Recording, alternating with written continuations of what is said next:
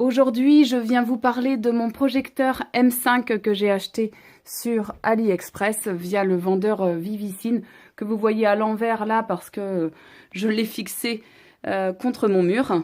Mais selon comment vous pouvez le positionner, l'étiquette serait à l'endroit. Donc en l'occurrence, je suis super satisfaite de ce projecteur. En fait, je voulais m'acheter une télé pour ma chambre, voilà, que j'aurais positionnée contre le mur ici. Et en fin de compte, je me suis dit, mais pourquoi pas un projecteur pour avoir une dimension un petit peu plus grande.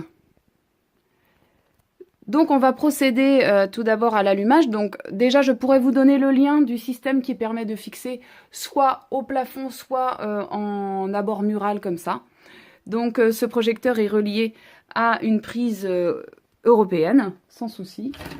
Et donc il est fourni, le projecteur, avec une télécommande assez basique, mais dont le capteur sur le projecteur se fait aussi bien à l'avant qu'à l'arrière, ce qui fait qu'on n'est pas obligé de diriger la télécommande vers le projecteur, mais directement vers l'écran où l'image est projetée. Donc il y a bien sûr la télécommande, il y a quelques connectiques de fil dont j'en ferai pas usage parce que c'est pas le plus important, et il y a également de fourni une petite souris sans fil. Et ça c'est bien pratique, surtout quand on est connecté comme moi, le projecteur sous Android, eh bien, ma foi, c'est plutôt pratique. Donc, pour en parler brièvement, derrière, on va aller juste derrière, il y a de quoi brancher, il y a deux prises en USB, possibilité de mettre un câble Ethernet, HDMI, et qu'est-ce qu'on a d'autre? Je vous montrerai la notice, parce que je n'ai pas encore tout utilisé en connectique. Et dessous, donc on peut, sans utiliser la télécommande, pouvoir l'allumer et faire quelques réglages directement sans la télécommande. Procéder à l'allumage, alors je vais le faire comme ça. Donc vous pourrez entendre le ventilateur évidemment. Là on est face lumière. Et voilà l'image projetée. Alors sachant que là j'ai laissé la fenêtre ouverte. La lumière est allumée, c'est vrai que c'est une lumière douce, mais voilà, ça va déjà... Ah, moi, je suis devant. Voilà, ça vous donne déjà une idée de la présentation du projecteur. Donc là, il s'initialise. Là, j'ai mis un launcher personnalisé. Et comme vous le voyez, là, après, il va se connecter à Internet. Et il est en Bluetooth également. Donc moi, j'ai déjà installé quelques applications via le Google Play, sachant qu'il est assez limité quand même, malgré tout. Mais j'ai pris la version Android et alors elle n'est pas fabuleuse, elle n'est pas la plus intéressante du monde. Je pense qu'on peut utiliser une Chromecast qui permettra de faire un peu mieux le travail encore, mais ça dépanne pas mal. On a la possibilité déjà de faire quelques réglages de netteté. Donc là, vous voyez, moi je trouvais que j'étais pas tout à fait nette, alors je ne sais pas pourquoi, parce que ça, peut-être que mes enfants y ont touché. On a la possibilité de régler les trapèzes, mais simplement dans ce sens-là, quand le projecteur n'est pas vraiment droit face au mur.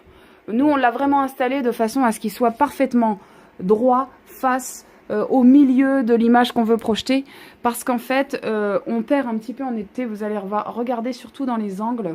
Par exemple, à Netflix, vous allez voir, Netflix devient flou si on ne le met pas parfaitement droit. Donc là, moi, je l'aligne bien par rapport à ma ligne ici, et par rapport à ce côté du mur, je suis parfaitement droite et du coup ça m'évite les flous dans les angles. Nous voici en condition de noir, alors pas tout à fait absolu, vous voyez ma porte est ouverte, mais ça vous donne vraiment une bonne idée des 4000 lumens qui permettent d'avoir un rendu quand même plutôt sympathique. Je tiens à confirmer que je ne suis pas une spécialiste de tout ce qui est audiovisuel, donc moi je suis vraiment une utilisatrice lambda qui souhaitait permettre de regarder la télévision, des films, éventuellement jouer à des jeux vidéo sur un projecteur qui rende une qualité correcte sur un mur, avec surtout une taille correcte. Eh bien, je trouve que j'ai obtenu ce que je voulais pour un prix voilà, avoisinant les 170-180 €. Voilà. On va aller un petit peu se balader. Donc là, j'utilise la télécommande pour naviguer, mais je pourrais tout aussi bien utiliser la souris qui est tout aussi pratique.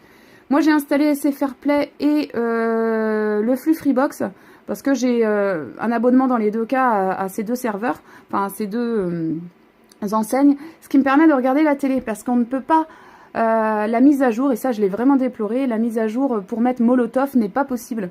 Donc j'ai dû mettre la télé via SFR Play, par exemple. Donc on va aller dessus. Vous voyez, c'est assez fluide, hein. On arrive directement là. Donc là, on va aller voir directement les chaînes de télévision. Par exemple, la une en ce moment. Donc il y a toujours un petit réglage à faire. Il faut toujours faire un petit réglage comme ça pour ne pas avoir, eh bien si, l'image figée. Pourquoi ça ne marche pas? Voilà, on va revenir sur la une. Ensuite, tac. Je reviens en arrière, on va revenir sur la une. Voilà. Et là, ça fonctionne. Donc voilà.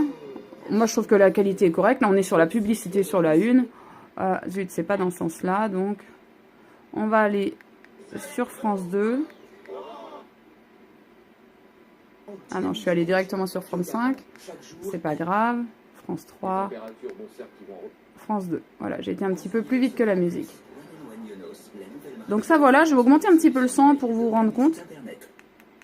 Côte d'Or bio, au cœur d'une nature préservée, sélection. Alors, évidemment, vous avez la possibilité aussi de connecter une enceinte en Bluetooth qui vous rendra un rendu son peut-être meilleur. Moi, je trouve que le son est correct et ça annule assez bien le bruit du ventilateur.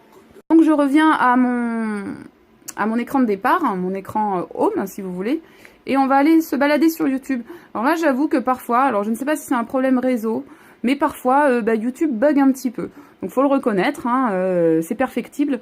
Et donc là, en l'occurrence, je vais pouvoir aller voir quelques vidéos, hein, au hasard.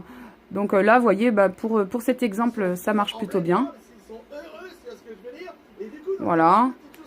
Donc YouTube, vous pouvez évidemment vous connecter à votre compte et regarder les vidéos, les musiques, enfin tout ce qui est sur YouTube. On va retourner sur Home. Qu'est-ce que je peux vous montrer? Donc oui, après, c'est le navigateur et là, c'est intéressant. Enfin, moi, je trouve. Parce que là, du coup, je vais plutôt utiliser la souris parce que pour aller taper sur le clavier, c'est un peu plus pratique. Donc là, je viens mettre ma souris, vous voyez, simplement dans mon lit. Et on va aller se balader. Donc là, je vais aller sur Google. Et par exemple, je vais aller sur Cdiscount puisque c'est dans mon historique. Voilà. Vous voyez, c'est assez rapide, hein, je suis en temps réel, j'ai rien accéléré. Cdiscount, je vais pouvoir naviguer avec la souris, vous voyez, je fais défiler. Et je peux aussi bien... ça, je l'ai fait, et c'est vrai que je trouve ça très pratique, pour regarder éventuellement des films en streaming. Voilà, pour tout ce qui est streaming, c'est plutôt pas mal. Vous voyez, des fois, il rame un petit peu plus, ça dépend. On revient là. Et du coup, on est un peu moins embêté par la publicité. Donc après, je peux effectivement directement taper... Donc là, stream complet, par exemple, enfin, voilà, tout est possible. On a notre recherche Google. Ça, j'avoue, c'est la version Android que je pensais n'allait pas être utile. Finalement, elle est assez pratique. Avec ce projecteur, on va aussi tout simplement, sans passer par YouTube, Google, la télé, on peut aussi simplement faire de la projection de documents. Donc là, il y a des applications pour, mais là, du coup, je vais aller directement via la clé USB que j'ai déjà installée. Donc là, par exemple, c'est une photo... d'un document, est-ce que ça va fonctionner? Voilà, c'était une photo d'un document que j'avais fait sur l'ordinateur, que j'avais enregistré. Qu'est-ce que... Attendez, on va aller voir un petit peu par là. Là, c'est des musiques. Donc, on va aller voir si c'est capable de lire mes musiques.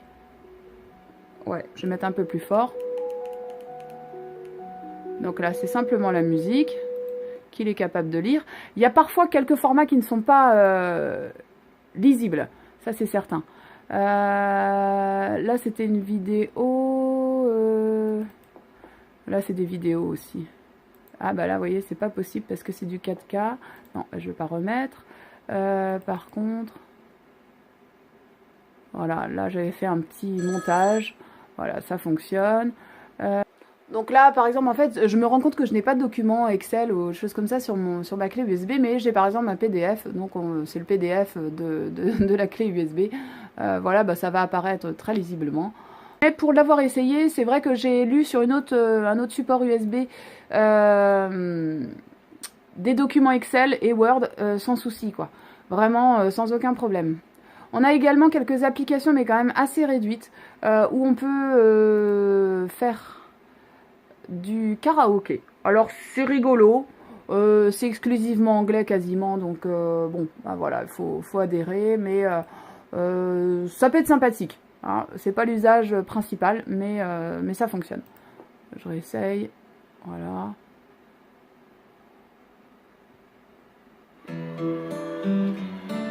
Bon, vous voyez les dés. Voilà.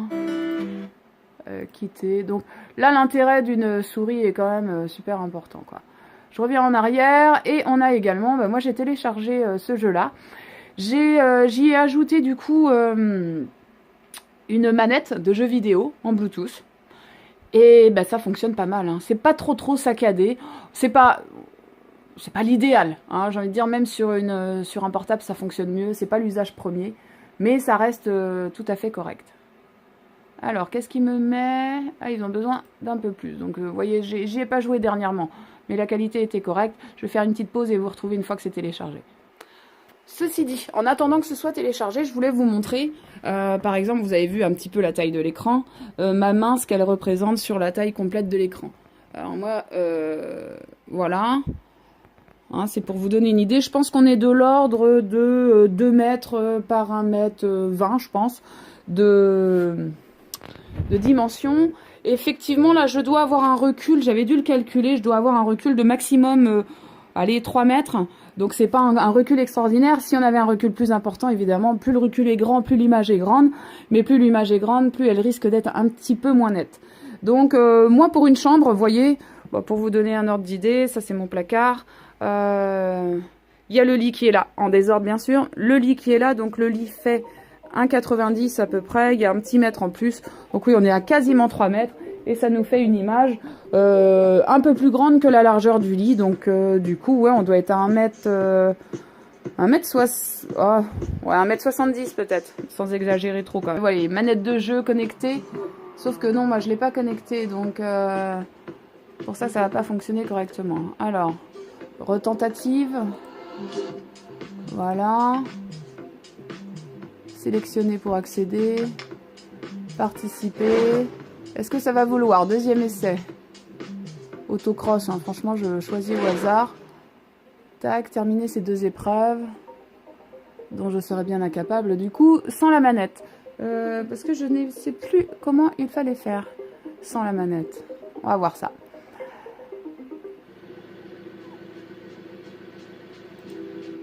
Hop. Alors, ben ouais, parce qu'il n'y a pas la manette. Je pense que tout simplement, c'est ça qui le contraint. Bon, c'est pas très grave. Je vous montrerai pas au bout, mais vous avez vu l'essentiel. Ah, aussi, mais moi je n'ai pas d'abonnement à Netflix. Mais sinon, voilà, vous pouvez regarder vos films sur Netflix via vos identifiants. Qu'est-ce qu'on a d'autre? Oui, là j'ai remis quelques jeux. Le souci, et ça, c'en est pas des moindres quand même. C'est que, comme je vous disais, autant avoir une Chromecast, parce que avec certains portables, certains téléphones portables, on ne peut pas forcément faire du mirror, là, vous savez, la duplication d'écran. Donc ça m'embêtait un peu au début. D'ailleurs, j'en ai parlé au vendeur, parce que voilà, c'était indiqué dans l'annonce, mais quand j'ai expliqué que moi j'avais un Samsung S7, eh ben, ça ne fonctionnait pas avec tous les téléphones. Bon là, c'est quand même contraignant. Bon, il y a d'autres alternatives, il y a de quoi s'amuser autrement. Comme je vous ai dit, moi je suis j'ai une utilisation de particulier assez lambda, assez basique. Donc voilà, pas d'inquiétude. Mais quand même, ça méritait de le souligner. Du coup, on a échangé pas mal avec le vendeur qui a été tout à fait compréhensif, qui a essayé de trouver des solutions. Et voilà, quand même, on a pu communiquer, on a pu s'arranger ensemble. Donc, en l'occurrence, pour conclure, moi je dirais que ce projecteur M5 qu'on retrouve chez plusieurs vendeurs est de qualité très correcte pour l'usage personnel. Après, c'est vrai que je vais être amenée à l'utiliser dans une salle des fêtes. Je verrai ce que ça donne. Effectivement, on n'est pas sur des projecteurs scolaires où on peut ne pas avoir la distance face à l'écran, où on a une meilleure luminosité. Là, pour un usage personnel, c'est très bien. Pour le prix, c'est parfait. La lumière, normalement, est faite pour durer. Maintenant, ça fait quelques mois que je l'ai, donc je n'ai pas assez pour constater. On a une lenteur du processeur qui fait parfois bugger YouTube, qui fait parfois bugger le navigateur. Faut le reconnaître aussi. Mais pour une projection simple, pour regarder la télé, pour regarder quelques films en streaming, naviguer sur le web de manière assez classique, ça permet quand même pas mal de possibilités pour un prix qui reste très très très correct. Donc évidemment, moi si je vous en parle, c'est parce que j'en suis satisfaite et que je tenais à partager ce bon plan. Voilà, vous le retrouverez sur AliExpress sous le nom de plein de vendeurs. Moi j'ai eu une bonne relation de confiance avec Vivicine. Je n'ai rien reçu en cadeau pour faire cette vidéo. Je leur ai proposé d'en faire une parce que j'étais satisfaite. Ils ne m'ont rien promis en échange. Voilà, c'était pas le but. C'est plus de faire partager un bon plan qui me tenait à cœur. Voilà. Plutôt que d'acheter une télé, disons que ça peut être sympa d'avoir ça chez soi pour un bon film. Bonne expérience. Si vous avez des questions, n'hésitez pas à me poser. Voilà, à bientôt. Au revoir.